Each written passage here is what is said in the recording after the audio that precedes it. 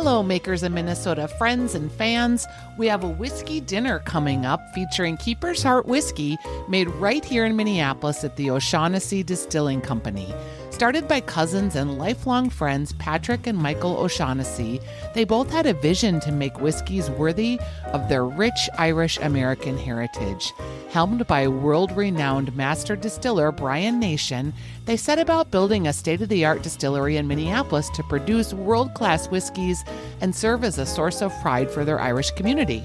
At their distillery, the magic of whiskey making begins with 3 triple copper pots, where they make American whiskey in the traditional Irish triple distillation style. Their flagship offering, Keeper's Heart Irish American Whiskey, is the first whiskey to blend the very best of Irish and American distilling traditions to deliver a truly unique and remarkable taste experience. At this dinner, you'll taste each of the components that make up Keeper's Heart Irish Whiskey, paired with food courses prepared by Nick O'Leary, the Lexington's heralded chef. Like Makers of Minnesota's dinners in the past, I'll be hosting, but we'll be joined by O'Shaughnessy Distillery's master distiller, Brian Nation, who will walk us through each course and help us appreciate this American Irish whiskey made right here in Minnesota. So join us February 15th at the Lexington for a post-Valentine's Day celebration with Keeper's Heart American Whiskey. We'll be the exclusive diners in the restaurant for the evening, and you'll mingle with me and toast your fellow whiskey lovers. We'll have a limited number of tickets for this special night, and when they're gone, they're gone. So go to thelexmn.com and sign up via Eventbrite for their Makers of Minnesota Keeper's Heart Whiskey Dinner and Tasting on February 15th. Again, get your tickets now at thelexmn.com.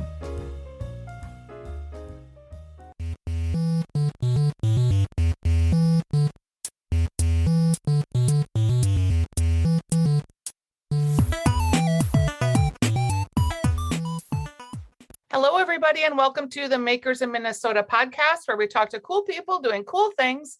And today we are on Zoom, obviously. We have been for, going on the better part of 2 years now with these recordings. And I really appreciate everybody that's made it happen. Today we've got Brian Nation, and he is in Ireland, actually. And we also have Patrick O'Shaughnessy, who is in Minneapolis, I believe.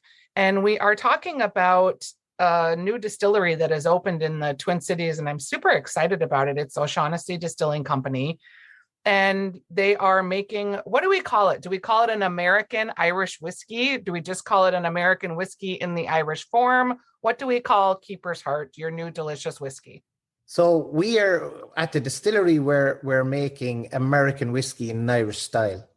So effectively, our philosophy is around Irishizing American whiskey and Americanizing Irish whiskey. And Brian, you were the distiller at one of the most famous Irish distilleries in the world, correct? That's correct. Yeah, I was master distiller there for 7 years. Okay. And I was 23 years working there, yeah. So Patrick, how did you meet Brian and convince him to come to the coldest state in the world to come and make you an American whiskey in the Irish style? Well, first of all, he didn't tell me it was cold. That it was snowing, which it actually is snowing right now. So tall tales about how warm the weather here. The climate change is sweeping across Minnesota. No, our kind of backstory is, Irish family, obviously, and we were at a family reunion. And normally, you celebrate and have a good time with your family. And we were, of course, drinking Irish whiskey. And as the night got on, that spark of an idea of, what if we could, have our own Irish whiskey or our own American Irish style whiskey. And so that idea just kind of became a really, just a kind of a burning passion to explore. And we learned a lot about Irish whiskey history. And, as we learned more, eventually I had the opportunity to reach out to Brian. I actually didn't have a direct connection, obviously, to him. So I actually sent him a direct message on LinkedIn. And everybody knows that you only get about 98 words. So I had to be really careful or to kind of paint a quick vision, if you will, that I hope would spark his curiosity. And to my kind of shock and surprise, Brian actually responded to me. I was so flabbergasted that it actually took me a few days to know what to write back. But we connected by phone, and I think, Brian, we immediately found a kind of a connection over the phone that led very quickly to myself, my cousin Michael, and Jerry O'Shaughnessy, my uncle, arriving in Cork, and we met up with Brian and his wife Una. And, I think we both thought it was going to be like an hour-long kind of courteous dinner. But 5 hours, Brian can tell his side of the story, but 5.5 hours later, we hadn't even begun talking about whiskey. We were talking about life and family and experiences and aspirations for your life and your kids and all of this. And it was just magical. It was like finding a long lost friend. And I think we both knew in that night that there was a connection. But of course, Brian has his family side of how that came together as well. Brian, let's hear your version.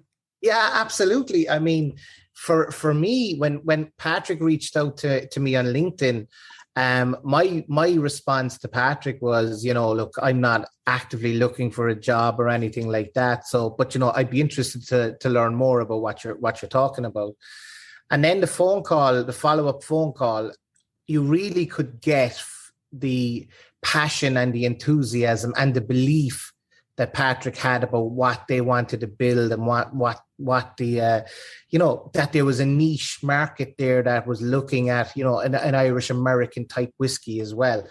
So from that point of view, that sparked my interest. But I'll always remember the end of the call, because Patrick said, I might be in Ireland in the next 3 months. Would you meet me? And I said, yeah. But I said, look, I'm not interested in leaving where I work. To be quite honest with you, I'm very happy with what I do. But if there's anything I can do to help you that doesn't conflict with what I'm doing, then by all means. And I was no sooner off the call, and I was explaining this to my wife, and she was kind of saying at the time, you're very busy. You're never going to leave Irish Distillers. What are you doing this for? And I said, look, nice guy. We got on well on the phone, and if there's anything I can do to help, we'll do it. And next thing, a text came through, and it said, I'll be in Ireland in the next couple of days with my cousin and my uncle. And I was kind of going, whoa, okay. These people are for real. So, and then the meeting that happened, myself and Una came to meet Patrick and Michael and Jerry. And to be honest with you, the expectation was that it was only going to be an hour and a half, 2 hours. We had a childminder, that a babysitter for 2 hours. And we said, we'll be back. And it was what I loved about it, and what Una will talk about as well, is that the complete, relaxation. There was no discomfort. It was actually all a very, very comfortable evening. It was like as if we knew each other before. There was a great sense of friendliness. We had the same types of values. We had the same types of beliefs in terms of, it was about our family. We spent the evening talking about family, what was important to us. And by the end of that evening, we got into the car to leave. And my wife turned around to me and said, if I had no kids, I'd move to Minneapolis in the morning. And I was shocked, because she was very, you're never going to leave Irish right. and all this. So that really kind of made it even more real then, because I had been excited by it. But it was a big important factor that my family had to be behind it as well. And to be honest with you, between us actually ending up making the jump and making the decision, there were times where I would have chickened out because of, different things, COVID, there was delays on visas, everything like that. Yep. But Una was brilliant insofar as that she kept it going, saying, we have a fantastic opportunity here for our kids to go on this adventure and really, really work with some fantastic people. So I'm so happy we continued that and that we're where we are today. Patrick, it's kind of interesting that the distillery and the distiller, the master distiller, happen at the same time. Like, would you have gone ahead with building the distilling company if you wouldn't have had the relationship with Brian? A great question. We would have, we had kind of gotten to the vision stage, and then we had done kind of all of the diligence to how do you build the distillery, getting into the engineering design. So we were actually well underway. As serendipity kind of came along, that really just kind of gave us this amazing foundation where we could do what we were doing kind of in an inspired way, led by Brian, where there was a real foundational pillar of authenticity, of kind of the history of Irish whiskey that Brian has held as a master distiller over at Jameson and Redbreast, and just the integrity of then how he could make American whiskey in the Irish style based on kind of everything he knows at a craft level. So it really just kind of catapulted us to a new kind of platform to do what we were doing. But we were going to go down the road, and I'm sure happy that our journeys intersected, and we're now on the road together as collaborators. So Keeper's Heart whiskey is the whiskey that you all have collaborated on, and the distillery opened in the spring. And let's be honest, that wasn't an awesome time to open, only because COVID is still raging. We're in the middle of the Omicron virus right now, and as of this broadcast, they have just required all Minneapolis and St. Paul restaurants to have masks, not only for the staff, which a lot of folks are used to being masked, but also the patrons. It's been a hard time, yet the Keeper's Heart seems to be on every liquor store shelf, and what has gone on at retail has been a boon. So tell me about what that wave has been like. It's been, I think, for everybody in hospitality, it's, when you're kind of looking at on-site, bars and restaurants, it's been a really challenging environment, and restaurateurs across the board have been under pressure and have been doing the very best they can. So as you said, it's not the most ideal circumstances. There was kind of a wave of good news in the last few months until, unfortunately, Omicron came in with kind of bad news to the hospitality sector. But, we've got a great following here at the distillery. And I think it's great to see that, as Omicron kind of takes hold, if you will, that there's a way to do it safely. And, we're all about following the guidelines and keeping our team safe and our patrons safe. So that's kind of the road we're on, at the physical distillery.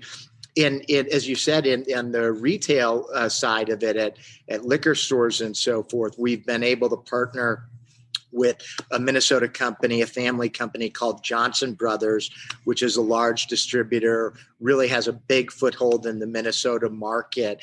And I think that their team and the people that they distribute to at the liquor stores and so forth have just really fallen in love with the kind of a Minnesota story, the story of this world-renowned master distiller creating something totally unique in an Irish and American whiskey, blended whiskey. It's kind of almost a new category to itself. The liquid is fantastic, and I think they just really fell in love with it.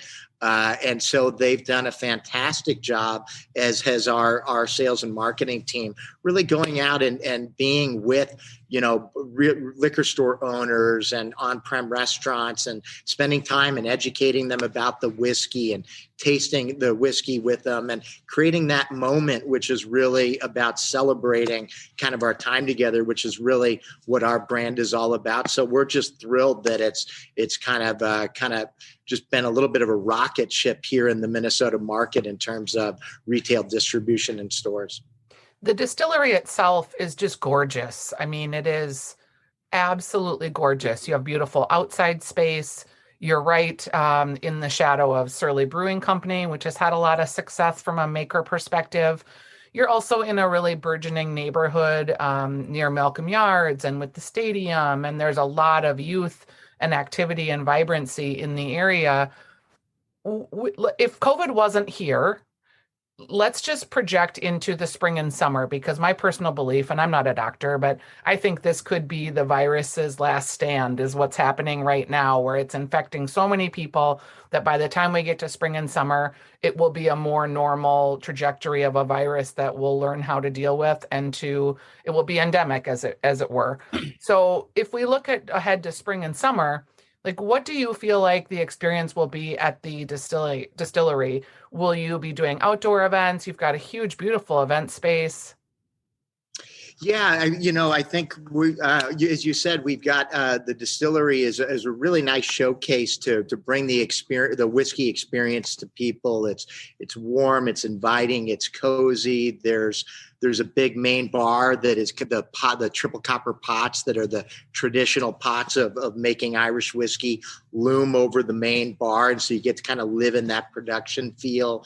And then we have an old historical potato building that we're in, which is kind of cool because our roots as a family are coming over to Minnesota through the heart of the potato famine.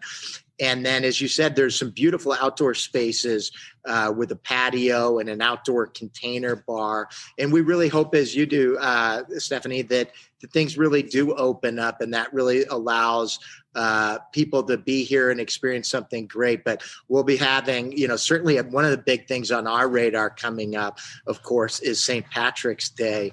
And we're hoping, with we'll see where all the conditions are.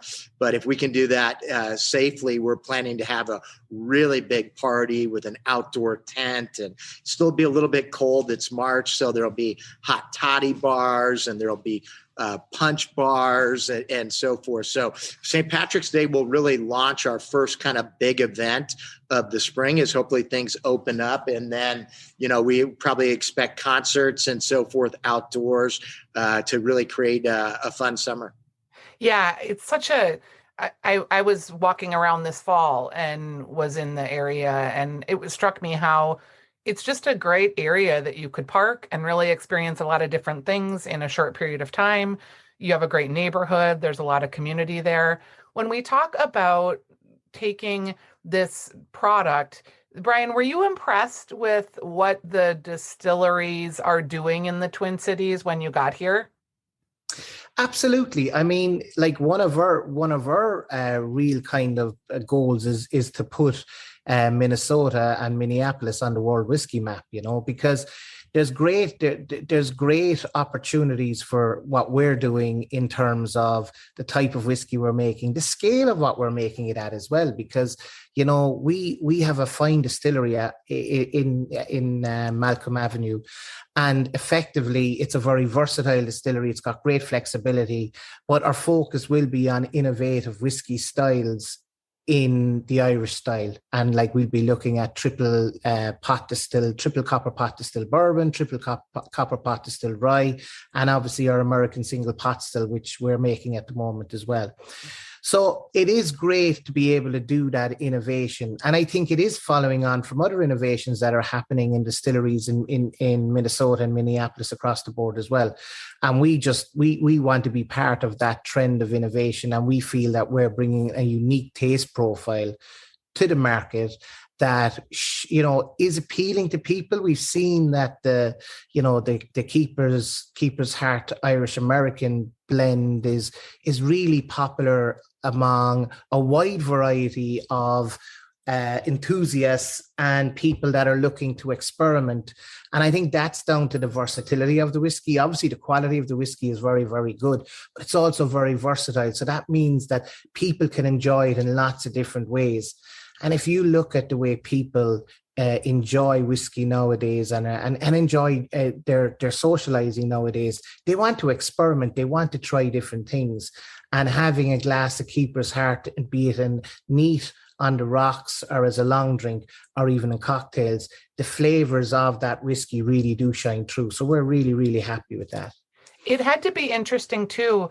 There's so much heritage grain that's grown in the Midwest, in Minnesota in particular. And I know for the distillers, it's really opened up a lot of innovation for them in that respect too. Absolutely.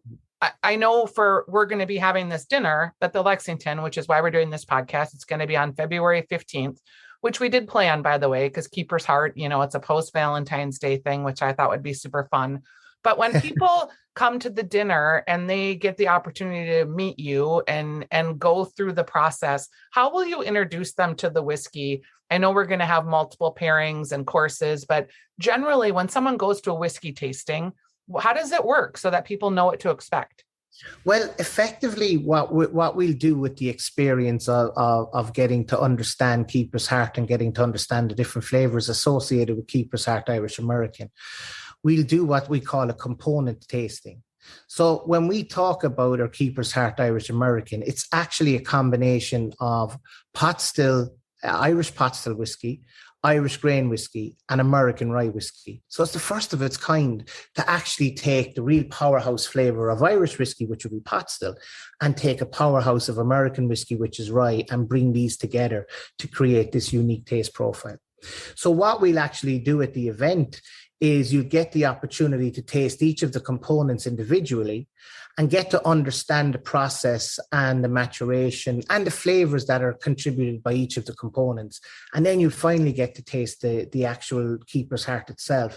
And it allows people to almost detect the different aspects that each of the components bring to the overall taste profile and flavor of the whiskey. And it was one of the objectives we set ourselves when we were putting this whiskey together, was that each of the components needed to play a part in the whiskey.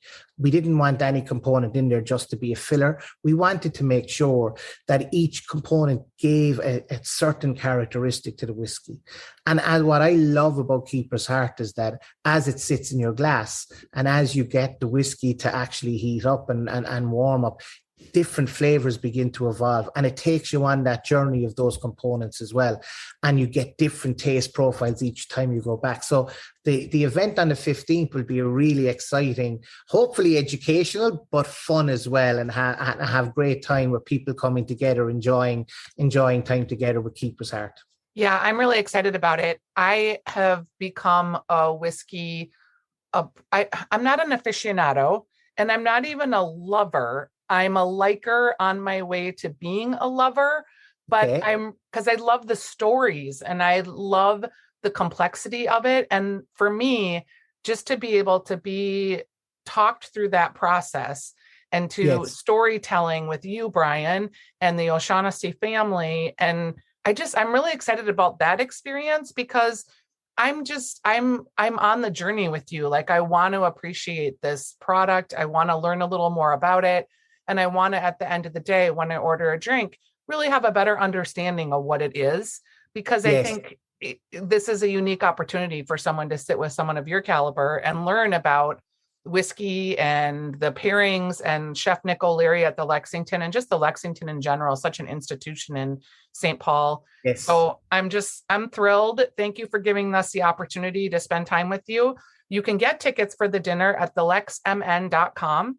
There is an Eventbrite there, and we will sell out. It's generally, we're going to have a special night in the restaurant. We'll start in the bar area and have a signature cocktail, and then we'll move into the dining room and we'll have the multi-course experience. And the restaurant will be closed to anybody that's not a part of the dinner. So if this appeals to you, I think it would make a great Valentine's Day gift, but that's just me. We're really looking to get you back into the United States, Brian, and to have Patrick meet you and the family in more detail. And thanks for allowing us to help bring your story to this group of people that really are interested in whiskey. And it's going to be a super fun event. Thanks for joining me today, gentlemen. We're delighted. Thank you so much. It'll be a great night. We'll see you on the 15th of February. Absolutely. Okay, bye-bye.